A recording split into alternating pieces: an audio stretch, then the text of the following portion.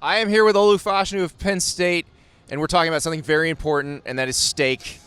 So, Olu, this is your first trip to Indy. Oh. You got the St. Elmo experience last night. What did we order?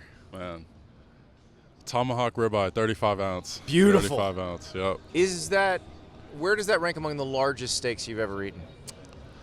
So, I think that's like number 2 or 3 or 4. I mean, granted, all of like the top 4, they've all been different types of tomahawks, but that was definitely like number 4. I know my number 1 was the day before, or I think it was when I came back home freshman year, and my mom made this like, it had to be like a 46 ounce like tomahawk.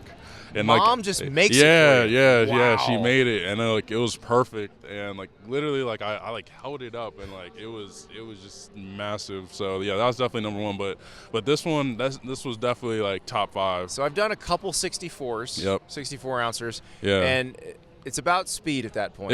You just gotta start sawing, you start eating. But now, how do we order our steaks? What do we? Oh, come on. Okay. When it comes to like good pieces of steaks, Yep, personally, I like medium rare. Man, That's just there perfect. we go. Yeah, it's perfect. I actually will go rare sometimes. Really? Depending Okay. on One day I might. The older I got, the more rare I would Really? go. Yeah, I Yeah. was medium rare when I was your age. Yeah, so it's the same thing. This is unbelievable because I'm looking at you. You're 3'10". 323. 323. Yeah, around that. How is it? When did human beings start doing this where they're 320 pounds and they're not fat? How does that work? I don't know, but I mean, all I can say is that I give all the credit in the world to Coach Losi and our great strength staff, and also Leanne, our nutritionist, just setting me on the right path, and back to Coach Losi and the staff, just with the great workout plans that they have for us, they make sure that not only do we stay in shape, but we get bigger, faster, and stronger and leaner every year. How'd your body change from high school to now? Yeah, so in high school, I came to Penn State at like around 315, but it was a really like bad 315, a whole lot of fat. Then I lost a good amount of weight. Then I just restructured it just with a lot more like lean muscle. And it's not that I get to eat whatever I want. It's I get to eat a lot of what they tell me I need to eat, right? Yeah, most likely. I mean, that you basically said it perfectly. But I mean, luckily, like all the options they give out are pretty good. So. That is pretty good. Yeah. Now, I think there's probably a few people surprised that you're sitting here right now and not being forced to sing your alma mater in front of a team meeting on some NFL team. How did you make that decision? Because you were very early. You came out in November and said, I am coming back. Yep. Decision's made. I'm good. Yeah. How did that happen? So I mean, that decision to come back, just in general with Penn State, they've been so great to my family and I for these last 3 years. And, going into this year with having the opportunity to graduate a semester early, with a degree in supply chain, combine that with the fact that, just have another opportunity to go suit up with my brothers for one more time, made that decision to come back a lot easier than most would expect. So you can explain to us how everything broke down because of the pandemic, right? You can explain how the sources, the factories, the logistics of sitting off the port in California. I mean, that's what you guys talk about in class now, right? That is supply chain, but that's a whole level. That's a whole nother level for me. So. Well, now how much of the decision? And I was going back through your career. Was that you just hadn't really played that much? Yep, of course. Like, are you saying how much? Yeah, that I mean, how much of that factor in? I mean, that definitely factored it. With being an offensive lineman, it's a very like developmental position that requires a lot of reps and a lot of game time to really like get a hold on.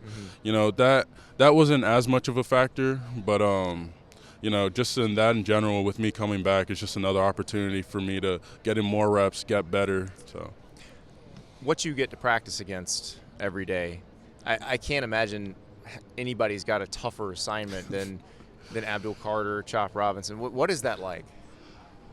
Really hard, but I'm thankful. I'm super thankful that I'm on their team and I'm not going against them in an actual game. I mean, when you talk about our defense, if I'm being completely honest, I think that's the best defense in the country. So for me to go against them every day during the spring, with all of us just getting each other better, I think that's going to pay dividends at the end of the year. Then also going into camp, just, before playing any other team, I get to play, in my opinion, the best defense in the country for a whole month. I think that'll help us a lot. When Abdul got there as a freshman, what are the first few reps look like from him? Just speed. Just that guy's so fast, and he's such a great athlete. And he just, there's some guys with football where, they're just a good football player. Like, you can just tell, like, everything comes natural. And Abdul is that exact guy. Nothing ever seems robotic about him. He knows exactly what he's doing whenever he does. And, I'm really excited for him. Yeah, it's crazy watching Micah on Sundays now. And they kind of figured out with Micah what to do. And now there's a guy almost like that again. Yeah, no, Golly. exactly. So what is it like going into this season where you do have some pretty big expectations, but also you've got the players who can meet those expectations? Yeah. No, most definitely. I mean, going into the season, everyone on the team knows that we have high expectations from outside the building, but, we're really just focused on the expectations inside the building. And, we all truly think that, again, no one has higher expectations for the season than ourselves, and that just is a testament to the amount of work that we put in, starting in January all the way up to this point, and the amount of work that we're yet to put in with the camp starting in next week. So, I mean, at the end of the day, in terms of handling expectations, we don't pay too much attention to outside of our facilities, and, we just keep everything inside. Now, back to the important thing, the steak. Are you a steak eater? Are you a steak cook as well? I'm a steak eater, but I've been diving into cooking steaks. I'm a very big, like, reverse sear type of guy. Oh, well, that's with your tomahawk. Yeah, so exactly. You go to about 115, and then you get So I had my son and his friend, had them on a Saturday. All the girls were out of town. Yep. We got some tomahawks. Yeah.